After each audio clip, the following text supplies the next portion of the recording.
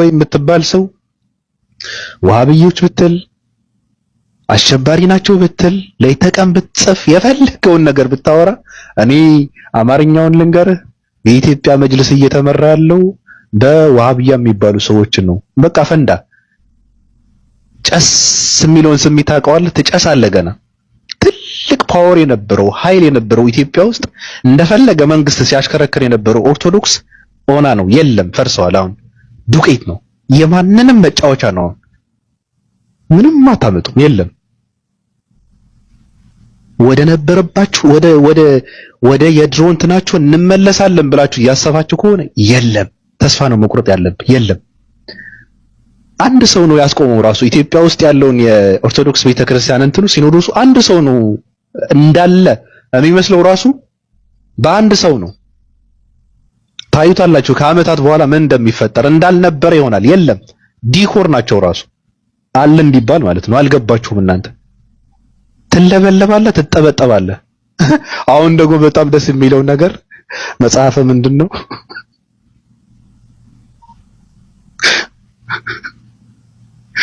መጽሐፈ ምንድነው የተወገዘው?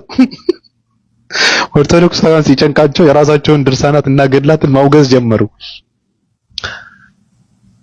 እኔ በዚህ አካሄዳችሁ ራሳችሁን እንዳታቃጠሉ ነው የምፈራው። ገድላትን በዚህ ልክ ገና ትጨሳላችሁ እኮ ታብዳላችሁ እኮ። የለም ስትባሉ እየሄዳችሁ ነው፣ እየጠፋችሁ ነው ስትባሉ እምቢ ስትሉ ነበረ ገና። እኔ የምፈራው ግን ደንብራችሁ ደንግጣችሁ መጽሐፍ ቅዱስ ራሱ አውግዘነዋል እንዳትሉ ነው የምፈራው። በእውነት በቃኛ ከአሁን በኋላ በቁርአን ነው የምንመራው እንዳትሉ ነው የምፈራው። አታውቁትማ፣ ለይታችሁ እኮ አታውቁትም። በነገራችን ላይ መጽሐፍ ቅዱስና ድርሳናት የሚባሉት መጽሐፍት አንድ ኦርቶዶክስ ሰው ለይቶ አያውቀውም እኮ ከመጽሐፍ ቅዱስ በላይ ድርሳናት እንደሚያውቁት እነሱ። ስለዚህ ተሳስተው ደንግጠው መጽሐፍ ቅዱስን እንዳያወግዙት ነው የምፈራው እኔ።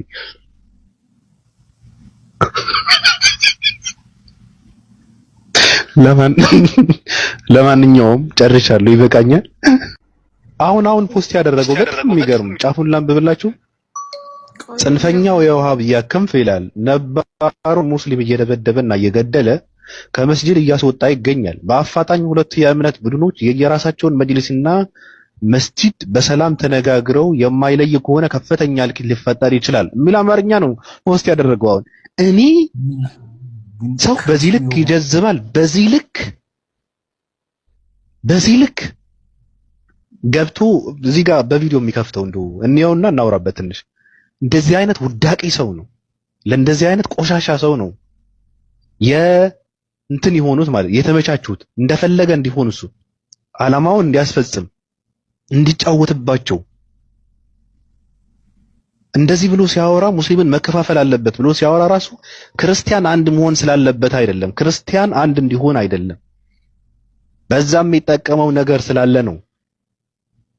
ሙስሊሞችን ስትሳደብላቸው የሚረኩ ደስ የሚላቸው ክርስቲያኖች ስላሉ ነው። ምንም እውቀት የሌላቸው ሙስሊምን ስታጣድፍ ስትሳደብ ደስ የሚላቸው ሰዎች ክርስቲያኖች ስላሉ ለእነሱን ለማስደሰት እነሱ በማስደሰት ውስጥ ደግሞ የእሱ ጥቅም ስላለ ነው። አልችልም። ክፈተው። ክፈተው ሬይነር ድምፅን ክፈተው። በቆሮ አብያ መስጊድ አሁን ማሰፈር ድርጅቱ በውሃብያ ቡድን እየቀጠለ ይገኛል። በዛሬው ዕለት ጁምዓ ሰላት ከሰገድን በኋላ አትውጡም በማለት በሩን ዘግተው ትልልቅ ሽማግሌዎችም ወጣቶችም ባሉበት ሁኔታ ቀጥቅጠውናል፣ ደብድበውናል። ማን ውሃብያው ቡድን ኢሜሎቻችንን ደግሞ አልተከተሉንም፣ መውሊድ ያወጣን በማለት ረብሻ እያስነሱ ይገኛሉ። ይህን ቪዲዮ እንደሚመለከታችሁ ሁላችሁም ኮፒ ሊንክ ፖስት ያደርጋችሁ አድርሱልን። በቆሮ አብያ መስጊድ አሁን ማሰፈር ድርጅቱ በውሃብያ ቡድን እየቀጠለ ይገኛል። በዛሬው ዕለት ጁምዓ ሰላት ከሰገድን በኋላ አትውጡም በማለት በሩን ዘግተው ትልልቅ ሽማግሌዎችም ወጣቶችም ባሉበት ሁኔታ ቀጥቅጠውናል፣ ደብድበውናል። ማን ውሃብያው ቡድን ኢሜሎቻችንን ደግሞ አልተከተሉንም፣ መውሊድ ያወጣን በማለት ረብሻ እያስነሱ ይገኛሉ። ይህን ቪዲዮ እንደሚመለከታችሁ ሁላችሁም ኮፒ ሊንክ ፖስት ያደርጋችሁ አድርሱልን። ያዘው ችግር የለውም። ያዘው የተሳሳተው ልጁን የወለደ አባት ነው የተሳሳተው። አንዴ ተረጋጋ እስኪ። የተሳሳተው የልጁ አባት ነው። ልጁ ማደግ አልነበረበትም። በህፃንነቱ መገንደስ ነበረበት። ትርጉም የለውም። እንደዚህ አይነት ትርፍ ልጅ መወለድ የለበትም። ራሱ ሲያስጠላ ራሱ አሁን እንደዚህ ብሎ በማለቱ ጠጅቱ ብሬ ምንድነው ያደረገችው? ጽሁፉን አስነብበናል።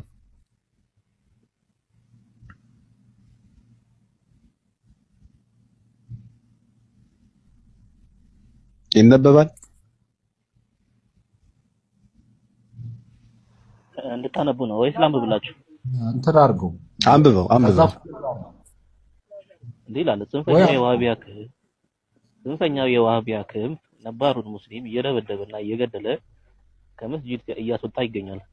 በአፋጣኝ ሁለት የእምነት ቡድኖች የራሳቸውን መጅሊስና መስጂድ በሰላም ተነጋግረው የማይለዩ ከሆነ ከፍተኛ እልቂት ሊፈጠር ይችላል።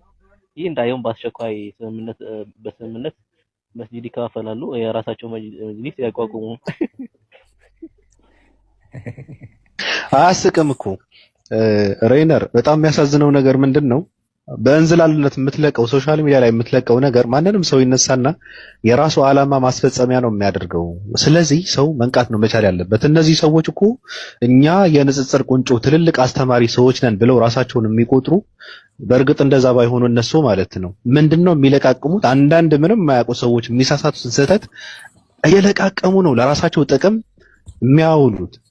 ስለዚህ ሰው መማር አለበት። ሰው መጠንቀቅ አለበት። ሰው ያወራውን ያደረገውን የቱ ጋር ነው ያደረገው? ለምንድን ነው ያደረገው? ከማን ጋር ነው ያደረገው? ፖስት ስታደርግ፣ ሪከርድ ስታደርገው፣ ስታወራ፣ ሼር ስታደርግ የቱ ጋር ነው እያደረክ ያለው? ከዛ በኋላ የሚፈጠረው ነገር ምንድነው?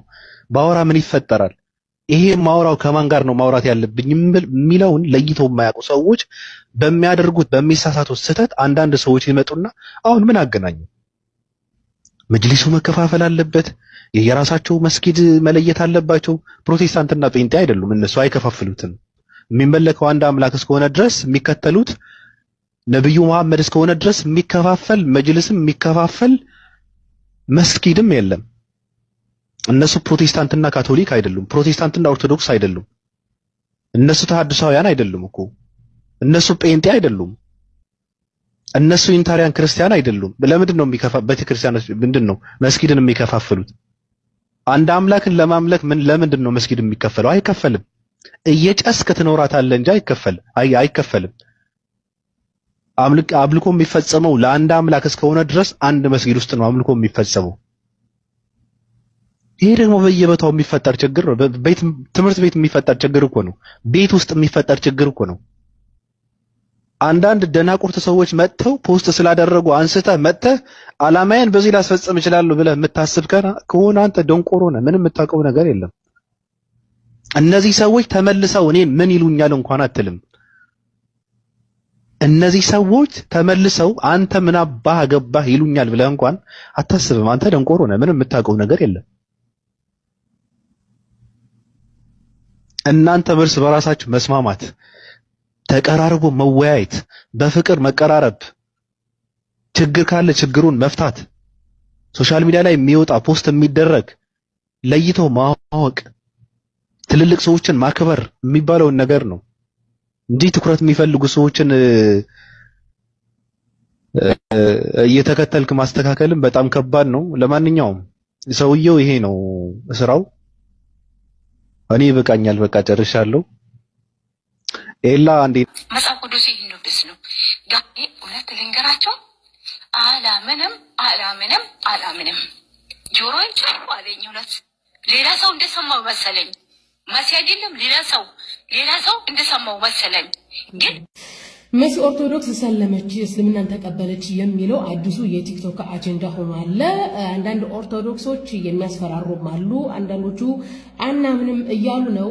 ሰው በሰው እርግጠኛ አይሆንም። በመጽሐፍ ቅዱስ ግን እርግጠኛ ሆኜ መልእክት ማስተላለፍላችሁ መግቢያ ላይ ያለችው ልጅ ደንግጫለሁኝ። መሲ ኦርቶዶክስ እንዴት እስልምናን ትቀበላለች? መጽሐፍ ቅዱስን ሲንድምቤሱ ነው ያለችው። መጽሐፍ ቅዱስን አታውቅም እንዲህ አይነት ነገር ነው ያለችው። ወገናችን ይሄ ቪዲዮ ይደርስሻል ብዬ ተስፋ አደርጋለሁ። እንደ መጽሐፍ ቅዱስ አስተምሮ እንደ መጽሐፍ ቁልቁሉ አስተምሮ ኢየሱስ ዋቃ አይደለም። ዋቃ ሌላ ነው፣ ኢየሱስ ሌላ ነው። ኢየሱስ በርሲሳ ነው፣ መምህር ነው። ኢየሱስ እስራኤላዊ በርሲሳ ነው። ኦኬ፣ ከእስራኤል ቤት ለጠፉት በጎች ሊያስተምር የተላከ እስራኤላዊ የሃይማኖት ሰባኪ ነው እንጂ ኢየሱስ ዋቃ አይደለም። እንደውም ዋቃ ኢየሱስን እንደላከ ኦኬ ኢየሱስ የዋቃ ሰው ዋቃን የሚወድ ለዋቃ የሚገዛ ለዋቃ የሚሰግድ እንደሆነ ነው መጽሐፍ ቅዱስ የሚያስተምረው። ምናልባት መሲ የራሷ ምክንያት እሷ እንዳላት ይሆንና መጽሐፍ ቅዱስን አንብቤ ነው ብትል በጣም አሳማኝና እርግጠኛ መረጃ መጽሐፍ ቅዱስ ላይ አላት። ኦርቶዶክስን ለመተው ክርስትናን ለመተው ኢየሱስን ላለማምለክ መጽሐፍ ቅዱስ 100% ሙሉ መረጃዋ ይሆናል። የግል መረጃ የግለሰብ መረጃ የተለያየ ምክንያት ያንን ተውና ማለት ነው። ስለዚህ እኔ በሰው አልመካም፣ በሰው እርግጠኛ ሆንም እርግጠኛ የሆነው ግን በመጽሐፍ ቅዱስ መረጃ እስከሆነ ድረስ መጽሐፍ ቅዱስ ላይ ኦኬ ኢየሱስ ክርስቶስ ዋቅ አይደለም ያን እግዚአብሔር አይደለም። ይሄንን ደግሞ ረጅም ጊዜ ያስተምረናል። ብዙ ሰው አይቷል። እልክ ይዞት እንጂ ሰው መጽሐፍ ቅዱስን ገልጦ ኢየሱስ ዋቃ እንዳልሆነ ስንት ሰው ነው ያየው? ኢየሱስ በርሲሳ እንደሆነ ስንት ሰው ነው ያየው? ነገር ግን እንዴት ሙስሊም እንሆናለን? ጭራሽም እንደውም ኦሮሞኛ መጽሐፍ ቅዱስን ያሳተሙት ፕሮቴስታንቶች ናቸው።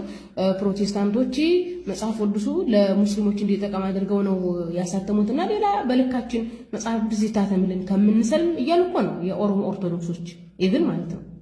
መጽሐፍ ቅዱስ ይቀየርልን፣ ኢየሱስን ፈጣሪ የምናደርግበት ኢየሱስን ዋቃ ልናደርግበት የምንችል መጽሐፍ ቅዱስ ይምጣልን እያሉ እኮ ነው ከምንሰልም ብለው ማለት ነው። ምክንያቱም አሳየናቸው፣ ሄደው አረጋገጡ፣ የነገርናቸውን ሄደው አረጋገጡ። እና መጽሐፍ ቅዱስን በደንብ ብታነቢ አንቺም ወገናችን ኢየሱስን እስራኤላዊ በርሲሳ እስራኤላዊ የሃይማኖት ሰባኪ ብለሽ እንጂ ዋቀዮ ነው ብለሽ